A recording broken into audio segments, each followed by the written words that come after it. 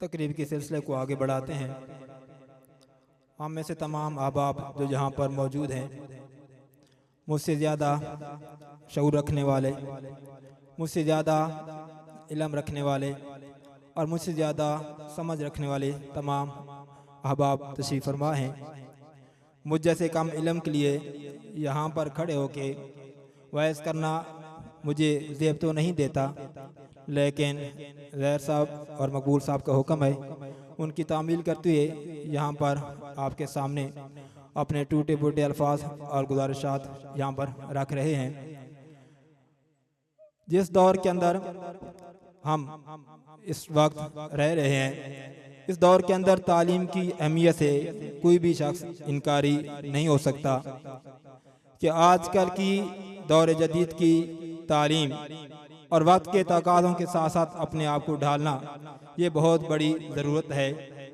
हमारे आसपास तालीमी इदारे तो बहुत सारे मौजूद हैं, लेकिन जो हमारा ज़माना या तकाज़े हैं हमारे, उनके मुताबिक अफसोस के साथ वो तालीम नहीं दी जा रही। यहाँ पर कुछ देखकर मैं अपनी टीचर कम्युनिटी का भी करूँगा कि कुछ खामियां हमारे अंदर भी मौजूद हैं कि हमने अपने बच्चों को वो रास्ता नहीं दिखाया, वो सिमत नहीं बताई। हम से बहुत सारे लोग जो ख़ास तौर पर टीचर हमारी कम्युनिटी है इमारत के साथ, हम अपनी नौकरी को बस एक नौकरी समझकर काम कर रहे हैं। बस ठीक है, हमें जॉब मिल गई है, बस महीना पूरा करना है, महीने की तनख्वाह मिल जाएगी, लेकिन अपने फ़र्ज़ को पूरा हम नहीं कर रहे। बहुत सारी कोताहियाँ उसके अंदर मौजूद हैं कि हमें अगर अपने प्रोफेशन के साथ मोहब्बत है, शौक़ है, तो हम कभी ये दावा नहीं कर सकते कि मैं थक गया हूँ। आपका जो शौक़ होता है, जिस विजन के अंदर, जिस शोबे के अंदर, उसको काम करते आपको कभी थकावट महसूस नहीं होती, लेकिन हम 3 से 4 या 5 पीरियड लगाने के बाद कहते हैं मैं तो थक गया हूँ। वजह क्या है कि हमारे अंदर वो जज्बा ख़त्म हो गया है। अब देखें कि तालीम की अहमियत और हमारे प्यारे नबी ख़ातमुन नबीयीन हज़रत मोहम्मद सल्लल्लाहु अलैहि वसल्लम को एक मौलम बनाकर भेजा गया।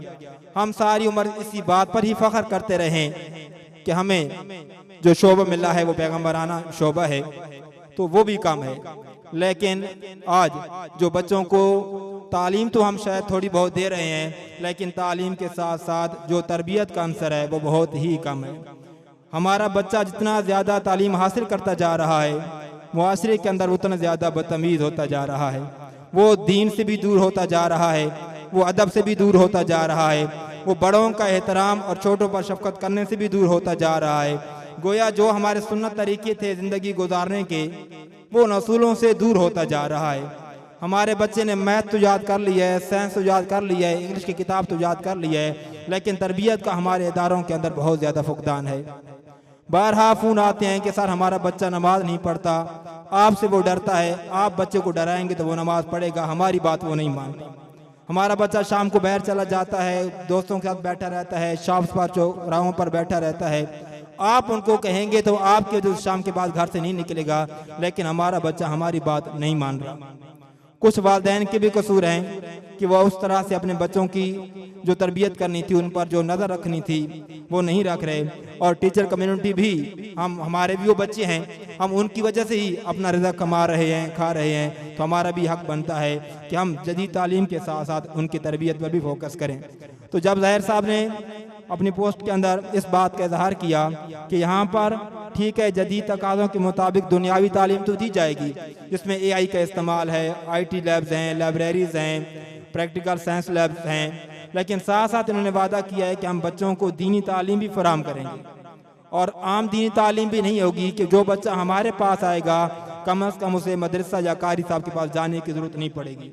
हम तजवीद के साथ कायदा स्टार्ट करवाएंगे, तजवीद के साथ बच्चों को नाज़रा कुरान पाक पढ़ाएंगे और फिर तजवीद ही के साथ इंशाअल्लाह हम हिफ्ज़ कुरान की तकमील भी कराएंगे।